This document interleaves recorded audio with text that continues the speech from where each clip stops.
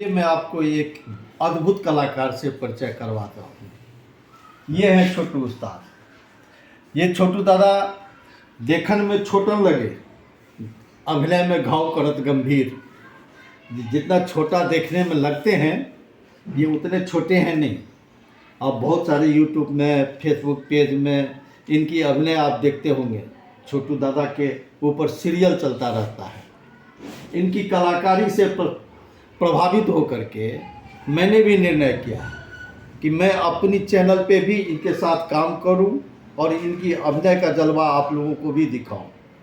हमारे साथ हमारे और भी कई चैनल वाले हैं जो हमारे को पार्टनर सब हैं। उन सब में भी ये आपको बहुत जल्दी नज़र आएंगे।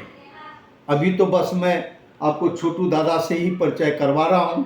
अब छोटू दादा के साथ काम करने का आप लोग इंतजार करिए, देखेंगे, बहुत जल्दी आएंगे हम लोग।